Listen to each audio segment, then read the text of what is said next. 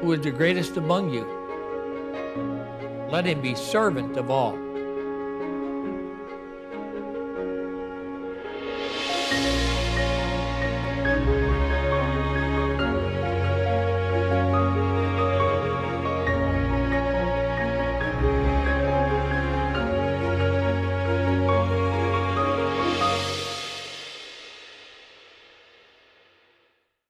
Welcome to another broadcast of Building Great Leaders.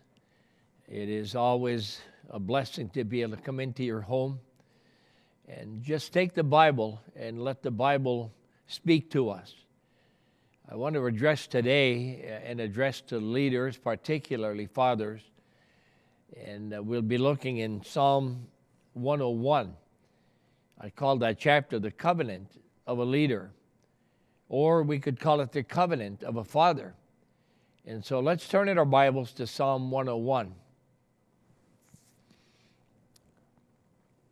Psalm 101 in verse 1, I will sing of mercy and judgment. Unto thee, O Lord, will I sing. I will behave myself wisely in a perfect way. O when wilt thou come unto me? I will walk within my house with a perfect heart. I will set no wicked thing before mine eyes. I hate the work of them that turn aside.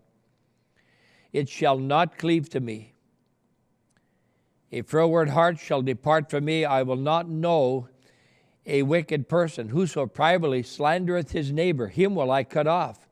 He that hath a high look and a proud heart will I not suffer.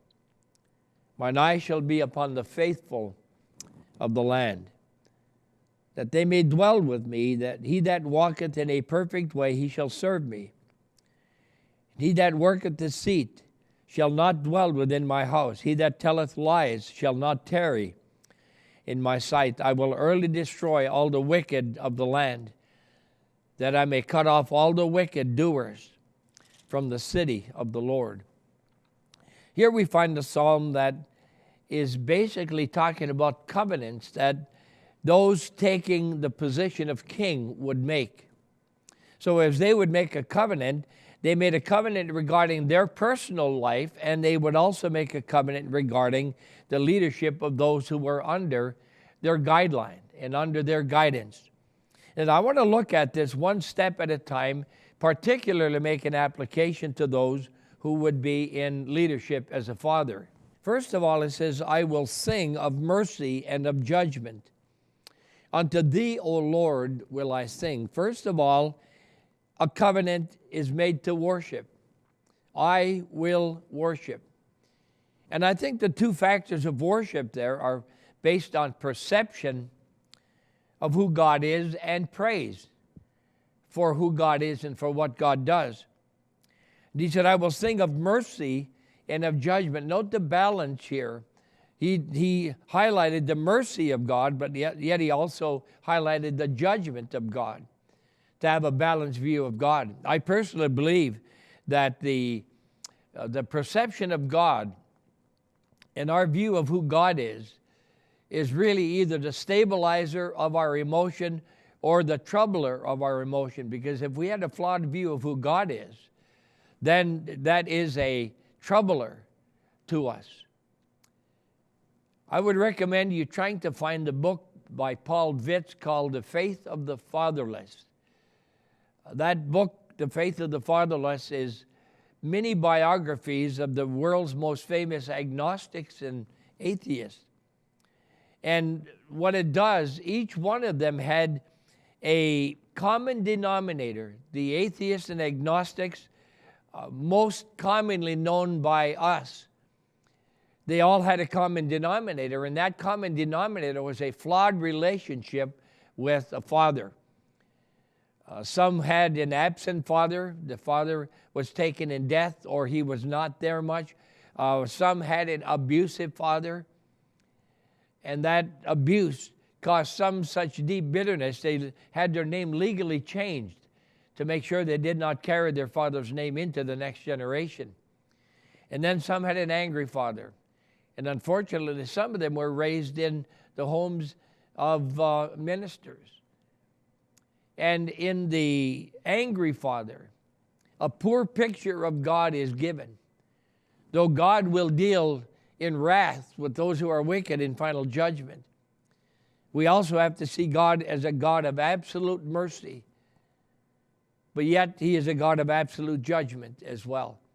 And you see that in the worship, the perception of God. I always would recommend fathers, when you have your family altar with your family, even if it's taking the Bible and reading, just in the evening, right after supper, or sometime maybe briefly in the morning. But make sure that there's a covenant to worship within your doors, that as the day begins, the day is turned over to the Lord. Or as the day ends, there is a time of praise and worship at the end of that day. And then he said, I will sing. So not only is the right perception of God presented, there is praise expressed. I think one of the great things, especially if you have someone in your home who is a musician or someone can play the piano or guitar, something like that, just after your supper meal, just have a time of 15 minutes of singing praise to the Lord. As I mentioned, our home was not a Christian home, but interestingly enough, we had some old hymn books. And we would sing those old hymns. That would be the Old Rugged Cross, Rock of Ages, and so on. Interestingly, that stood out so much in my mind that there would be that praise and singing in the house.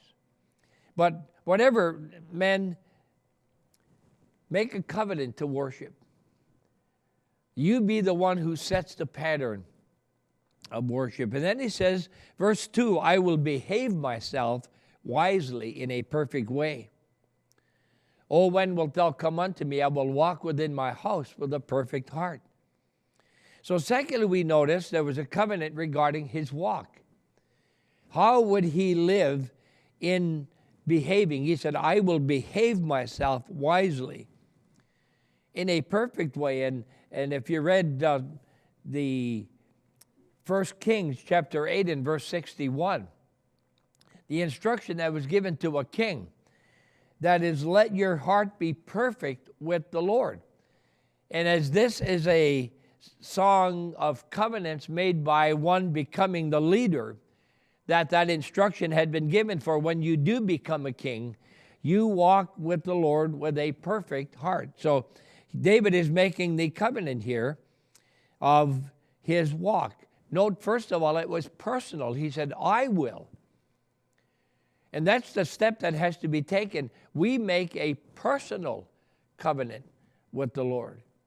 Let me ask us men, what have we personally covenanted with the Lord? Are we saying, I will take the Bible, I will take the Word of God and present it to my family? I will open the Scriptures when we finish our supper and have devotions, even if it's taking a daily bread booklet and reading a daily bread for that day, but you're putting a focus where it's a covenant that's personal. It's not a general, we all go to church as a family or we all do this as a family. I'm asking us as dads, what do we do personally? It's personal. I will. Secondly, it's practical. I will walk within my house. I think the hardest place to live a consistent, committed Christian life is in the closed doors of our own home. We can be perceived in a certain way when we are out in public and are out in the public service or in church shaking hands or as ushers taking up offerings, and you are perceived as a leader. The real test of what we are is when we go home and the real me comes to the surface. It's very difficult sometimes to be patient and loving with those closest, and family and wife, and make it a practical thing. I will walk in my house. And then it's powerful. David is saying here, I'm going to make a commitment to walk. I'm going to make a commitment to behave myself. I'm going to do that within my house. And then right parenthetically, right in the middle of this, verse 2, he says, oh, when wilt thou come unto me? David is realizing, yes, I'm making this covenant, but I cannot do this unless God is with me, unless God shows up. And I believe this is a couched reference to the Ark of the Covenant. When David became king and the Ark of the Covenant had been in a foreign land, he wanted the Ark of the Covenant back in its rightful place. And I think this is almost a couched reference to the fact, yes, I want to make these commitments, but God, I want to know you are with me. I want to know you are here. And right in the middle of this verse, he cries out because of his need for the power of God on the life.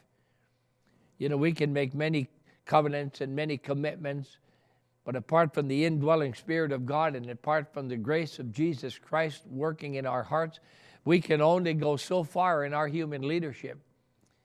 But if we're going to make a spiritual impact and truly walk in a perfect way, that can only be done by the indwelling Spirit of God. That's where the power is. That's where the source of our strength. Otherwise, we find ourselves to be very inadequate. And there are two guards in the relationship, particularly if we were to make this as a leader of a husband to a wife. There are two guards that are put into a relationship.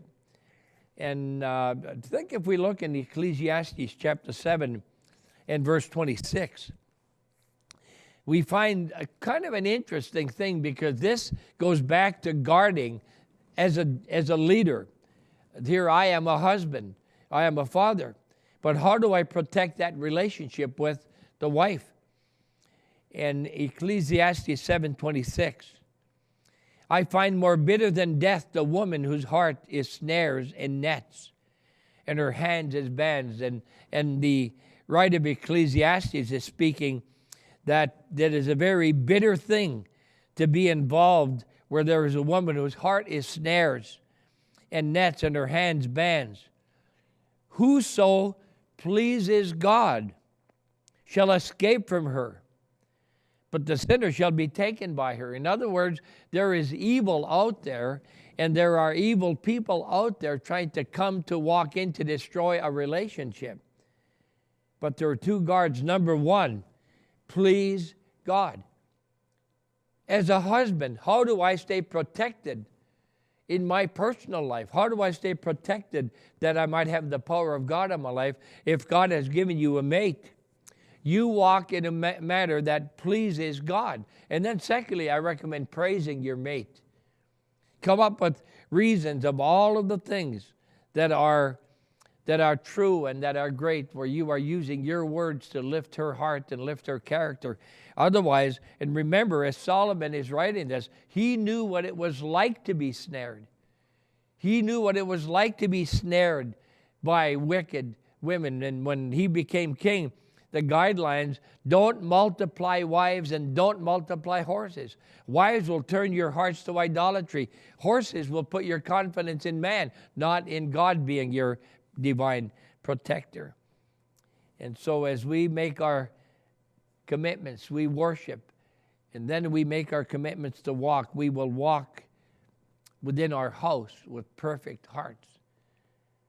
And men, the greatest thing we can guard is the relationship with our wives.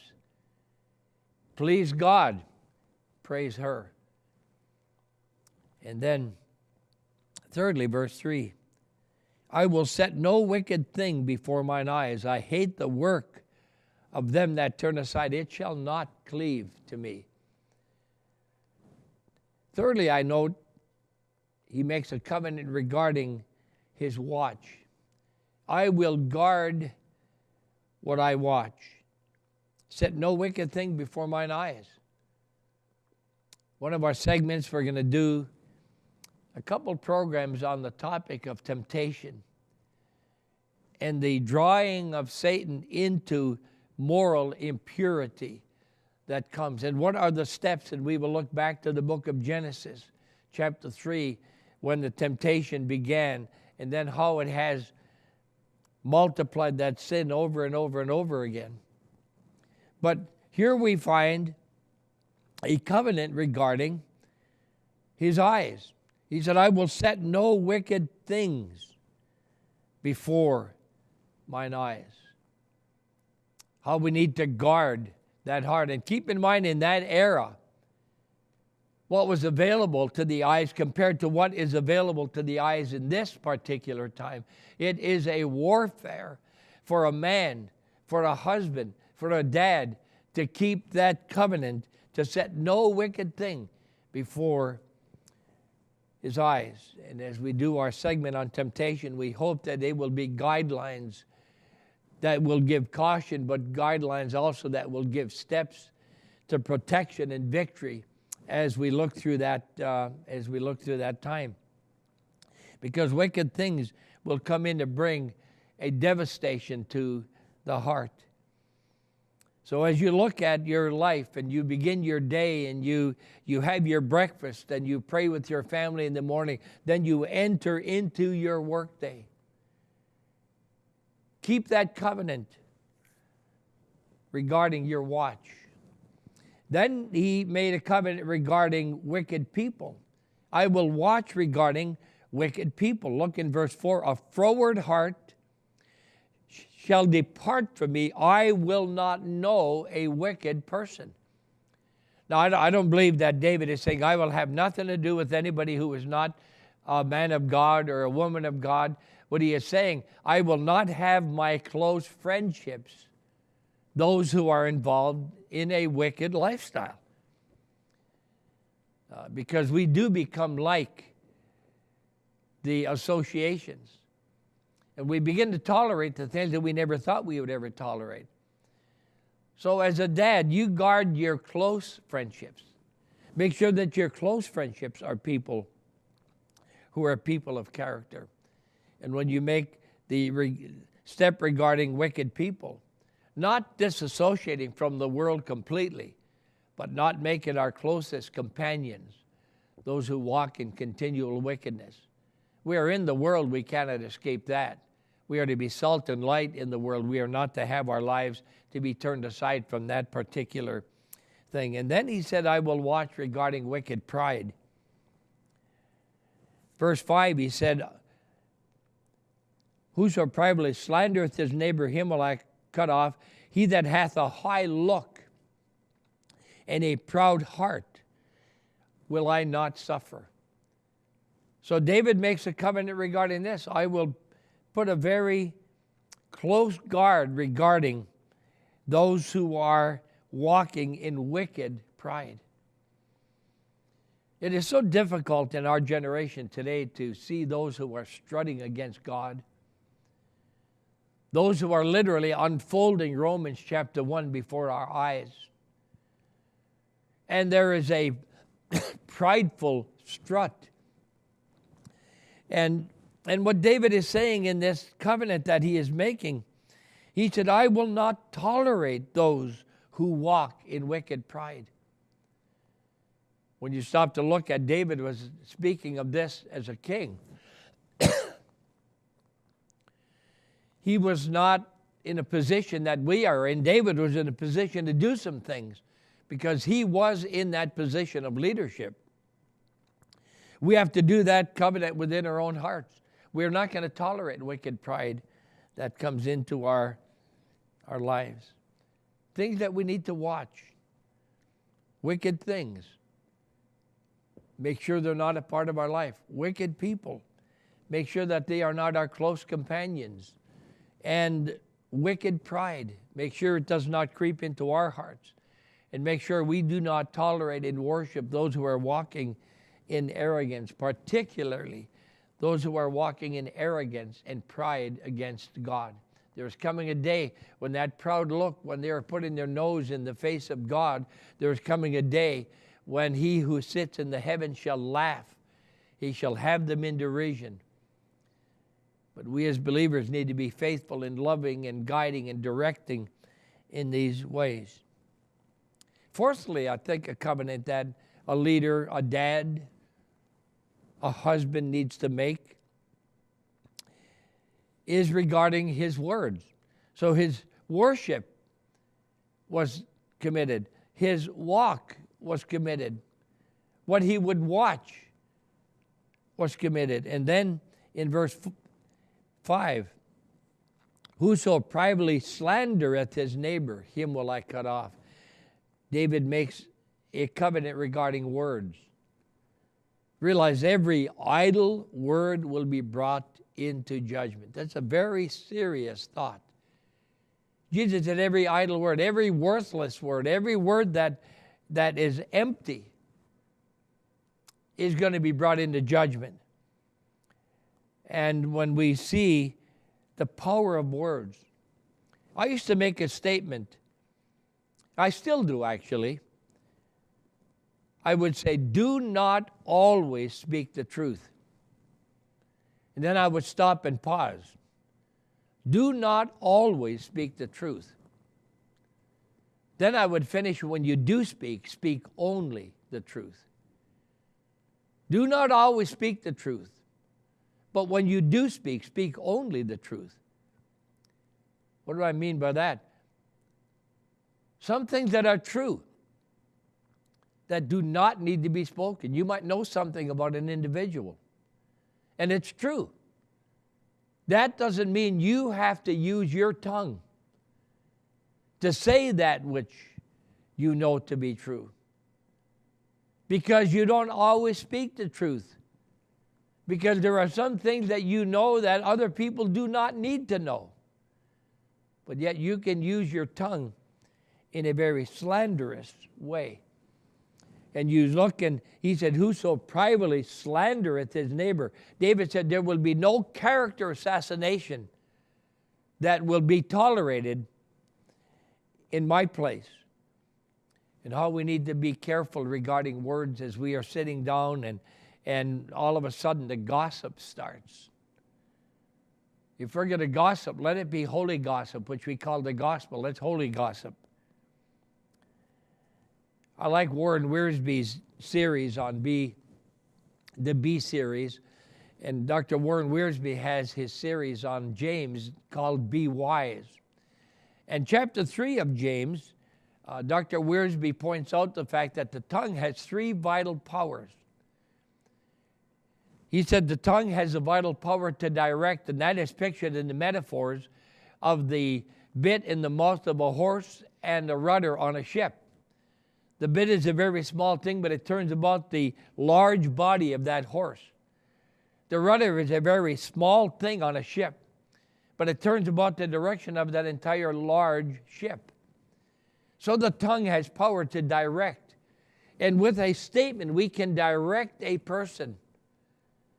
And we better make sure that in our speaking, our directing is directing them to a God thought and to a God way, not to something else.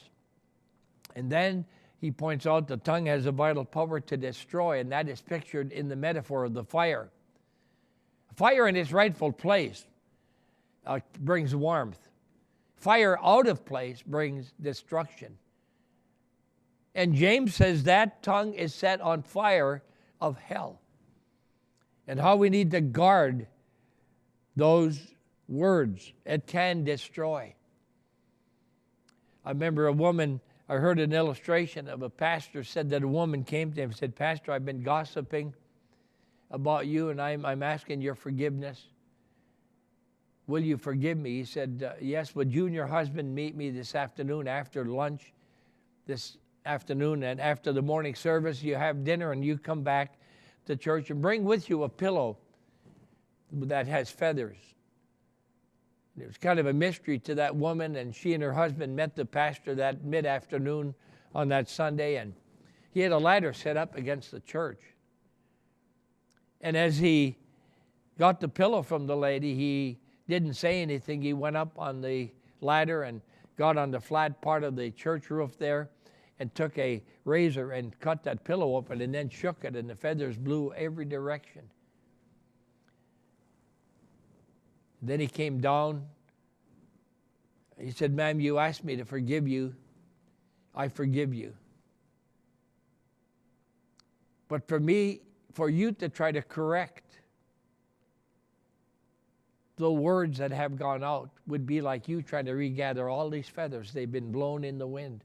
Those, I can forgive you, but those words are still in the ears of people. Then the power to delight. Fig tree in the fountain. Words can be such a delight to people. And why don't we determine that we're going to use our tongue to delight people by presentation of the gospel, by presentation of these things. And as a dad, and then last of all, he makes a covenant to be wise. He said, I will behave myself wisely in a perfect way. Dads need to be wise in priorities. What is number one? What counts in your life? You're rich if you have what money cannot buy and death cannot take away. Be wise regarding prayer. Set your prayer patterns. Be wise regarding purity. Keep yourself pure. And be wise regarding your possessions, the stewardship that God has given you regarding possessions. So he said, I will behave myself wisely. And it's interesting when you look at how David functioned with Saul, because he was so wise in his decisions, the people followed him with confidence. So covenants of a leader, covenants of a father, to worship, to walk, to watch, use right words, and live with wisdom. I hope these few little simple thoughts are a help to us as we take our responsibilities. God, thank you for the Bible. Thank you for the guidelines that you give. May we love you, serve you, worship you, guard our hearts. I pray in Jesus' name, amen.